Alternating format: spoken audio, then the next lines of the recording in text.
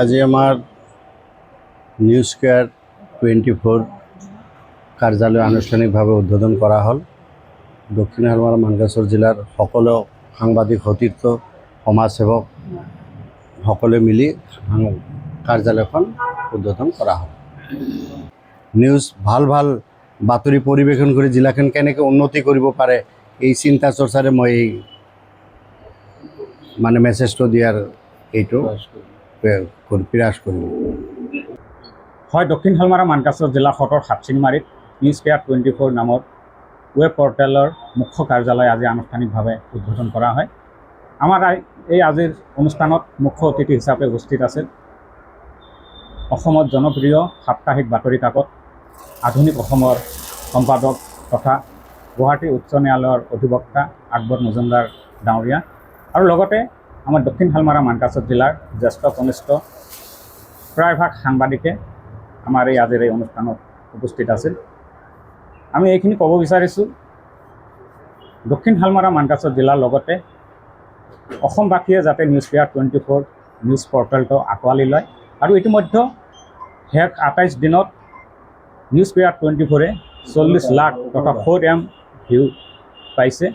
ৰাইজে ইতিমধ্যে আঁকোৱালি লোৱা বুলি আমাৰ পৰিলক্ষিত হৈছে আৰু অনাগত দিনত দক্ষিণ হালমাৰা মানকাছৰ জিলাৰ লগতে গোটেই অসমবাসীয়ে যাতে নিউজ কেয়াৰ 24 যি পৰ্টেল ৱেব পৰ্টেল যাতে আঁকোৱালি লয় আৰু আমি সঠিক সত্য শুদ্ধ বাতৰি যাতে পৰিৱেশন কৰিব পাৰোঁ তাৰে কামনা কৰিলোঁ।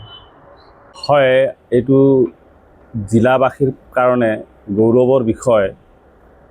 নিউজ কেয়াৰ 24 যি পৰ্টেল মিডিয়া, এই মিডিয়াত ইতিমধ্যে আমি বিভিন্ন সময়ত পৰিৱেশন কৰা নিউজবিলাক আমি চাই আমি আপ্লুত আৰু সেই প্ৰতিষ্ঠানৰ আজি হেডকোৱাৰ্টাৰ অপেনিঙৰ কাৰণে যি কাৰ্যসূচী লৈছে ইয়াত আহিবলৈ পাই মই ব্যক্তিগতভাৱে আনন্দিত হৈছোঁ আৰু লগতে ক'ব বিচাৰিছোঁ যে এয়া জিলাৰ কাৰণে গৌৰৱৰ বিষয়, কাৰণ এয়াই প্ৰথম পৰ্টেল চেনেল আমাৰ হেডকোৱাৰ্টাৰত সেই জিলা হেডকোৱাৰ্টাৰত এই পৰ্টেলৰ নিউজ কেয়াৰ 24-ৰ কাৰ্যালয়।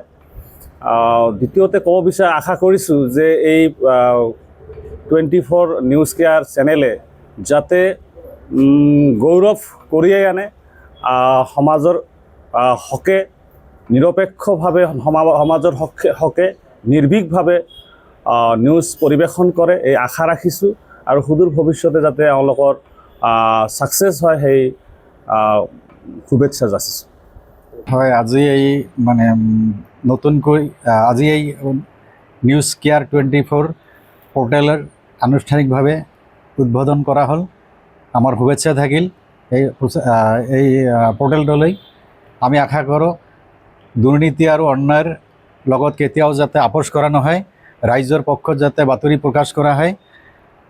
তো আমি আহ্বান জনাম বা আমি আশা কৰিম এই নিউজ কেয়াৰ 24-ৰ পৰে যাতে আমাৰ দক্ষিণ হালমাৰা মানকাছৰ জিলাখনৰ বিভিন্ন ৰাইজৰ হকে বিভিন্ন বা বাতৰি প্ৰকাশ কৰি যাতে ৰাইজৰ মাজত এটা আস্থা আৰু বিশ্বাস স্থাপন কৰিব পাৰে, এই আহ্বানে আমি জনালোঁ।